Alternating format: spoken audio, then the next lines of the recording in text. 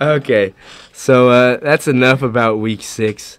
Let's get into our Hall of Fame Walk of Shame picks. This is a segment where we do a little Hall of Fame. That's where we boast. That's where we brag about a great move we made fantasy-wise in Week 6, or maybe a great pick we made.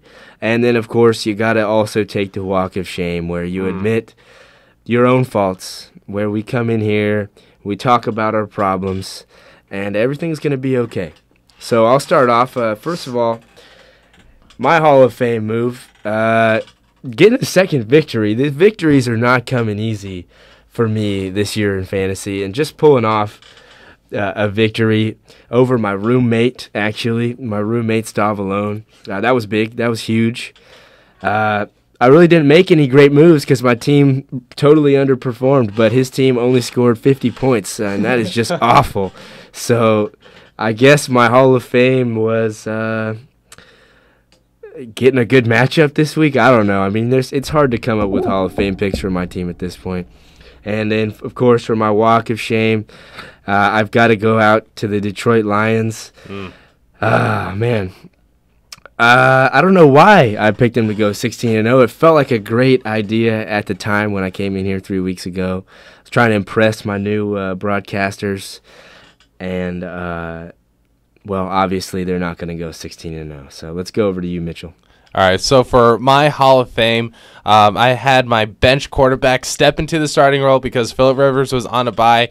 Mark Sanchez had to step up for me, and this guy performed on Monday night. He went 14 for 25, 201 yards and a touchdown, rushed for 5 yards, and got a TD on that QB sneak, totaling for 18 points. 18 points. That is a good output by Mark. I don't know if I'm going to see this much production from him again, so thank God I got Phillip Rivers for the rest of the season. But for this week, he's a part of the Hall of Fame.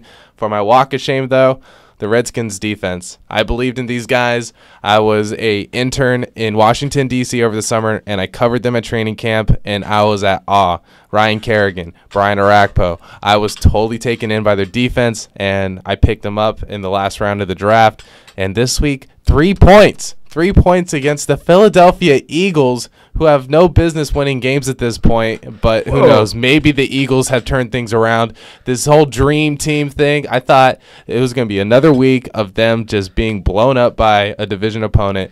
Redskins, though, really didn't come up for me. They only got me 3 points, but I still got the win, so not much to complain about here. Yeah, but what you forgot, Mitchell, is that Rex Grossman was quarterbacking the Washington Redskins. And we're going to get to John Beck later, but yeah, I think that benching is a smart move by Shanahan. I don't like Shanahan. I don't like his moves. You know, I picked up Tim Hightower in the draft. Thought he was the steal of the draft. No, he's not going to see the field again because Ryan Terrain's back, and he's going to use Roy Halou, and it's just not going to work out. It's shenanigans. But may I say, the guy has some great dreads. Okay, you got to fall back on that, Mitch. Yeah, all right, look, I know you're a Broncos fan, and you appreciate those 2 Super Bowl wins. Those weren't from Mike. They were from right, Terrell Davis and John Elway, okay? And Shannon Sharp on the side. So anyone could have won 2 Super Bowls with those guys at your disposal.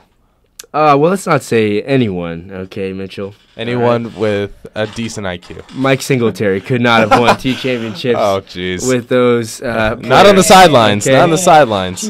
Cheap shot. Maybe as a player, but not as a coach.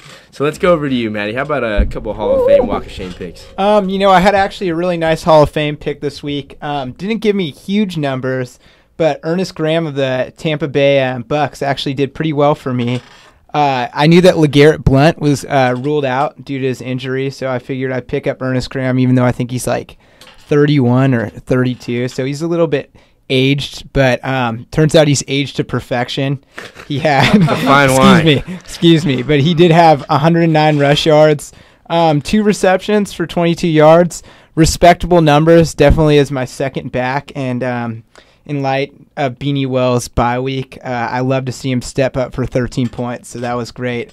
As far as my shame pick of the week, be Victor Cruz. I came in, had a lot of faith in Victor Cruz. He's coming off a couple huge weeks.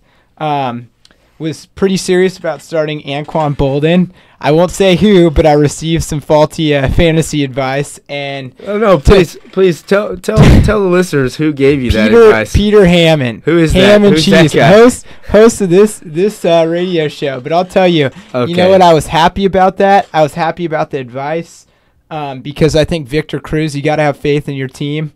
You got to believe. I thought he was going to have big numbers. Finished up with 2 receptions for 12 yards. But that being said, I'm going with him again this week because I think he's talented. He's a weapon. So, hey, I love the guy. Okay, so let's be clear here. You're blaming me for your... No. Not blaming you. I'm saying that I took, as a fantasy expert, a 2-4 fantasy expert. You should have looked at my record and decided to do the opposite of what I told you. I'm 3-3. I'm a respectable 500, so I can't comment on that. But I think you're very knowledgeable in the art of fantasy football. It's a Peter Hammond love fest here this week. Yeah, but you won't hear any good things about the Denver Broncos. Don't worry. We will talk about the Denver Broncos. We'll get to that. there. But yeah, Victor Cruz, I'm seeing big things from him next week. So hey, I keep the faith.